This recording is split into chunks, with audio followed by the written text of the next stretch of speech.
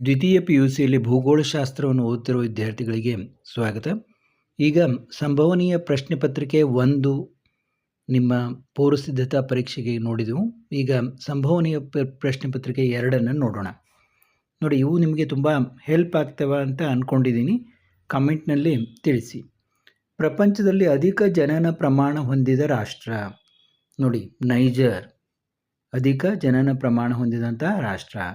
ಭಾರತದಲ್ಲಿ ಕುಟುಂಬ ಕಲ್ಯಾಣ ಯೋಜನೆಯನ್ನು ಜಾರಿಗೆ ತಂದ ವರ್ಷ 1952. ಭಾರತದ ಉದ್ದವಾದ ಅಣೆಕಟ್ಟು. ನೋಡಿ, ಕೆಳಗಡೆ ಉತ್ತರಗಳಿವೆ, ಸ್ವಲ್ಪ ಮಬ್ಬಾಗಿದ್ದಾವು. ಹಿರಾಕುಡ್. ಕಲ್ಲಿದ್ದಲಿನಲ್ಲಿರುವ ಇಂಗಾಲದ ಅಂಶವನ್ನು ಆಧರಿಸಿ ಉನ್ನತ ದರ್ಜೆಯಿಂದ ಕಡಿಮೆ ದರ್ಜೆ ತೋರಿಸುವ ಈ ಕೆಳಗಿನ ಯಾವುದು ಸರಿಯಾದ ಶ್ರೇಯಾಂಕವಾಗಿದೆ? ಅಂದರೆ ಸ್ವಲ್ಪ ಕಡಿಮೆ ಹೀಗೆ ಆಗ್ತಾ ಹೋಗ್ತದೆ ಇಂಗಾಲದ ಅಂಶವನ್ನು ಆಧರಿಸಿ ಕಲ್ಲಿದ್ದಲಿನಲ್ಲಿ. ಯಾವುದು ಸರಿಯಾದ ಇದು ಅಂತ ಇಲ್ಲಿ 4 ಇದನ್ನು ಕೊಟ್ಟಿದ್ದಾರೆ. ಅದರಲ್ಲಿ ಬಿ ಅನ್ನೋದು ಸರಿಯಾದ ಇದು, ಅಂಥ್ರಸೈಟ್ ಬಿಟುಮಿನಸ್ ಲಿಗ್ನೈಟ್ ಪೀಟ್. ಇಲ್ಲಿ ಕಡಿಮೆ ಆಗ್ತಾ ಹೋಗ್ತದೆ ಗ್ರ್ಯಾಜುವಲ್ ಆಗಿ. ಇನ್ನು ನೆಕ್ಸ್ಟ್, ಈ ಕೆಳಗಿನ ಜೋಡಿಗಳನ್ನು ನೋಡಿ ಮತ್ತು ಸರಿಯಾದ ಜೋಡಿಯನ್ನು ಗುರುತಿಸಿ. ನೋಡಿ, ಯಾವುದು ಸರಿಯಾದ ಜೋಡಿ ಅಂತ ಕೇಳಿದ್ದಾರೆ.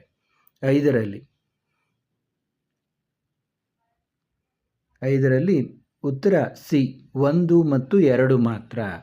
ನೋಡಿ, ಗೋರಖ್ಪುರ್ ಭಾರತದ ಜಾವ, ಮುಂಬೈ ಭಾರತದ ಮ್ಯಾಂಚೆಸ್ಟರ್ ಇದು ಸರಿಯಾಗಿವೆ.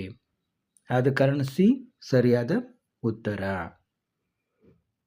ಇನ್ನು ಆವರಣದಲ್ಲಿ ನೀಡಿರುವ ಸೂಕ್ತವಾದ ಪದವನ್ನು ಆರಿಸಿ ಬಿಟ್ಟ ಸ್ಥಳಗಳನ್ನು ತುಂಬಿರಿ. ನೋಡಿ, ಮಣ್ಣನ್ನು ಉಳುಮೆ ಮಾಡಿ ಬೆಳೆಗಳನ್ನು ಬೆಳೆಯುವ ಕಲೆಯನ್ನು ವ್ಯವಸಾಯ ಎನ್ನುವರು. ವಿಶ್ವದ ಪ್ರಥಮ ಮಿಲಿಯನ್ ಸಿಟಿ ಯಾವುದು? ಲಂಡನ್. ಭಾರತದಲ್ಲಿ ಹಸಿರು ಕ್ರಾಂತಿಯ ಪಿತಾಮಹ. ನೋಡಿ, ಇದರಂತೆ ಬಹಳಷ್ಟು ಸಾರಿ ಕೇಳಿರ್ತಾರೆ, MS ಸ್ವಾಮಿನಾಥನ್. ನಿಮ್ಮ ಎಕನಾಮಿಕ್ಸ್ನಲ್ಲೂ ಬರುತ್ತೆ ಇದು. ಡ್ಯಾಶ್ ಅನ್ನು 20ನೇ ಶತಮಾನದ ಅದ್ಭುತ ಲೋಹ ಎಂದು ಕರೆದಿದ್ದಾರೆ. ಯಾವುದು? ಅಲ್ಯೂಮಿನಿಯಂ. ಡ್ಯಾಶ್ ಅನ್ನು 20ನೇ ಶತಮಾನದ ಅದ್ಭುತ ಆಯಿತು. ನೆಕ್ಸ್ಟ್, ಭಾರತದ ಮೊದಲ ವೃತ್ತಪತ್ರಿಕೆ the Bengal gazette.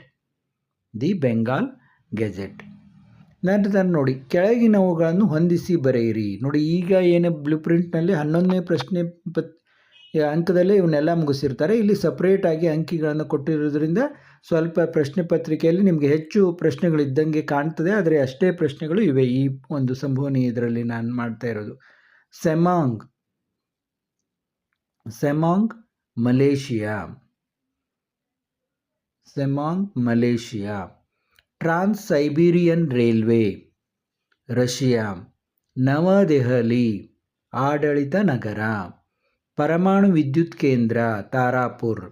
Silicon valley ನಿಮಗೆಲ್ಲ ಗೊತ್ತೇ ಇದೆ, ಬೆಂಗಳೂರು.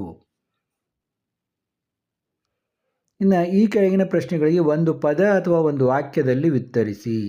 HDI ಅಂದ್ರೇನು? ಹ್ಯೂಮನ್ ಡೆವಲಪ್ಮೆಂಟ್ ಇಂಡೆಕ್ಸ್, ಮಾನವ ಅಭಿವೃದ್ಧಿ ಸೂಚ್ಯಂಕ. ಬೇಟೆಗಾರಿಕೆ ಎಂದರೇನು? ಆಹಾರ, ಚರ್ಮ ಇತ್ಯಾದಿಗಳಿಗಾಗಿ ಪ್ರಾಣಿಗಳನ್ನು ಕೊಲ್ಲುವುದು, ಬೇಟೆಯಾಡುವುದು. ಮೆಗಲೋಪೊಲಿಸ್ ಈ ಪದವನ್ನು ಅರ್ಥೈಸಿ. ವಿಸ್ತರಿಸಲ್ಪಟ್ಟ ಹಲವಾರು ನಗರಗಳ ಸೇರ್ಪಡೆಗೆ ಮೆಗಲೋಪೊಲಿಸ್ ಅಂತ ಕರೀತಾರೆ. ಭಾಕ್ರಾ ನಂಗಲ್ ಅಣೆಕಟ್ಟನ್ನು ಯಾವ ನದಿಗೆ ಅಡ್ಡಲಾಗಿ ನಿರ್ಮಿಸಲಾಗಿದೆ? ಸಟ್ಲಜ್ ನದಿಗೆ ಅಡ್ಡಲಾಗಿ ನಿರ್ಮಿಸಲಾಗಿದೆ. ಘನ ತ್ಯಾಜ್ಯಗಳು ಯಾವುವು? ಗ್ಲಾಸ್, ಪ್ಲಾಸ್ಟಿಕ್, ಪೇಪರ್ ಇತ್ಯಾದಿಗಳು ಘನ ತ್ಯಾಜ್ಯಗಳು. ನೋಡಿ, ಘನ ತ್ಯಾಜ್ಯಗಳಾವುವು? ಗ್ಲಾಸ್, ಪ್ಲಾಸ್ಟಿಕ್, ಪೇಪರ್ ಇತ್ಯಾದಿಗಳು ಘನ ತ್ಯಾಜ್ಯಗಳು. ಈಗ ನೋಡಿ, ಮುಂದಿನ ಭಾಗವನ್ನು ನೋಡೋಣ. ಕೆಳಗಿನ ಯಾವುದಾದರೂ 5 ಪ್ರಶ್ನೆಗಳಿಗೆ 2ರಿಂದ 3 ವಾಕ್ಯಗಳಲ್ಲಿ ಉತ್ತರಿಸಿ ಎಂದಿದ್ದಾರೆ. ಜನಸಂಖ್ಯಾ ನಿಯಂತ್ರಣ ಕ್ರಮಗಳನ್ನು ತಿಳಿಸಿ. ನೋಡಿ, ಕುಟುಂಬ ಕಲ್ಯಾಣ ಯೋಜನೆ, ಮಹಿಳೆಯರ ಸ್ಥಾನದ ಸುಧಾರಣೆ, ಪ್ರಚಾರ, ಶಿಕ್ಷಣ, ಬ್ರಹ್ಮಚರ್ಯ ಪಾಲನೆ ಇವು ಜನಸಂಖ್ಯಾ ನಿಯಂತ್ರಣ ಕ್ರಮಗಳು. ದ್ವಿತೀಯ ಉದ್ಯೋಗಗಳ ಪ್ರಾಮುಖ್ಯತೆಯನ್ನು ತಿಳಿಸಿ. ರಾಷ್ಟ್ರೀಯ ಆದಾಯ, ವಿದೇಶಿ ವಿನಿಮಯ, ಉದ್ಯೋಗ, ಸಾರಿಗೆ, ಸಂಪರ್ಕ ಇತ್ಯಾದಿ. ಪ್ರವಾಹ ಕಾಲುವೆ ಮತ್ತು ಸಾರ್ವಕಾಲಿಕ ಕಾಲುವೆಗಳ ನಡುವಿನ ವ್ಯತ್ಯಾಸವೇನು? ಯಾವುದೇ ಅಣೆಕಟ್ಟು ನಿರ್ಮಿಸದೆ ನೇರವಾಗಿ ನದಿಗಳಿಂದ ತೋಡಿದ ಕಾಲುವೆ ಪ್ರವಾಹ ಕಾಲುವೆ. ಹರಿದು ಹೋಗುವ ನೀರನ್ನು ನಿಯಂತ್ರಿಸಿ ಅಗತ್ಯವಿದ್ದಾಗ ನೀರು ಪೂರೈಸಲು ನಿರ್ಮಿಸಿದ ಅಣೆಕಟ್ಟುಗಳಿಂದ ತೋಡಿರುವ ಕಾಲುವೆ ಸಾರ್ವಕಾಲಿಕ ಕಾಲುವೆ. ಕಲ್ಲಿದ್ದಿನ ವಿಧಗಳನ್ನು ತಿಳಿಸಿ ನೋಡಿ. Anthracite, bituminous, lignite, peat. ಸೌರಶಕ್ತಿಯನ್ನು ಉಪಯೋಗಿಸುವ ವಿಧಾನಗಳಾವು? ಸೌರ ಶಾಖೋತ್ಪನ್ನ ಶಕ್ತಿ, solar photovoltaic, SPV. Mumbai ನಗರವನ್ನು ಭಾರತ ಮ್ಯಾಂಚೆಸ್ಟರ್ ಎಂದು ಏಕೆ ಕರೆಯುತ್ತಾರೆ? ಮುಂಬೈನಲ್ಲಿ ಹೆಚ್ಚು ಹತ್ತಿ ಗಿರಣಿಗಳಿದ್ದು ದೇಶದಲ್ಲಿ ಅಧಿಕ ಬಟ್ಟೆ ಉತ್ಪಾದಿಸುವುದರಿಂದ ಮ್ಯಾಂಚೆಸ್ಟರ್ ಅಂತ ಕರೀತಾರೆ. ಕಬ್ಬಿನ ಉಪ ಉತ್ಪನ್ನಗಳಾವು? ಕಬ್ಬಿನ ಸಿಪ್ಪೆ, ಕಾಕಂಬಿ, ಸಕ್ಕರೆ, ಬೆಲ್ಲ, ಖಂಡಸಾರಿ. ಭಾರತದ ರಸ್ತೆಗಳ 4 ವಿಧಗಳನ್ನು ತಿಳಿಸಿ. ರಾಷ್ಟ್ರೀಯ ಹೆದ್ದಾರಿ, ರಾಜ್ಯ ಹೆದ್ದಾರಿ, ಜಿಲ್ಲಾ ರಸ್ತೆ, ಗ್ರಾಮೀಣ ರಸ್ತೆ.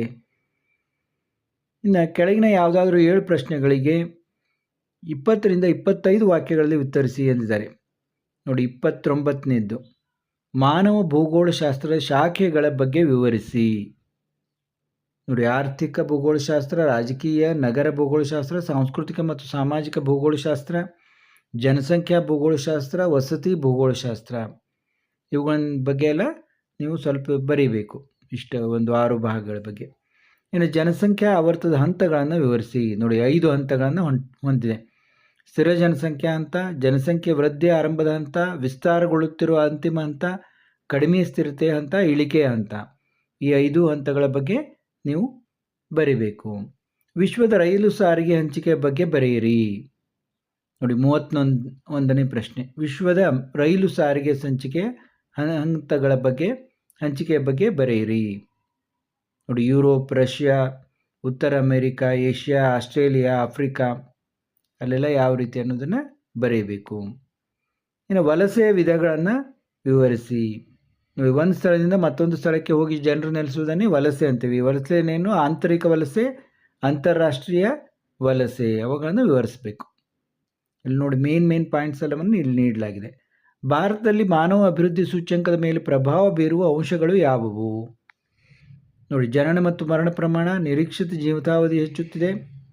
ನೋಡಿ, ಆಹಾರ ಮತ್ತು ಅಪೌಷ್ಟಿಕಾಂಶ, ಸಾಕ್ಷರತೆ ಮತ್ತು ಬಡತನ, ಇವೆಲ್ಲ ಇವು ಅಭಿವೃದ್ಧಿ ಸೂಚ್ಯಂಕದ ಮೇಲೆ ಪ್ರಭಾವ ಬೀರುವಂಥ ಅಂಶಗಳು. ಇನ್ನು ಭಾರತದಲ್ಲಿ ಭೂಬಳಕೆ ಮಾದರಿಯನ್ನು ವಿವರಿಸಿ.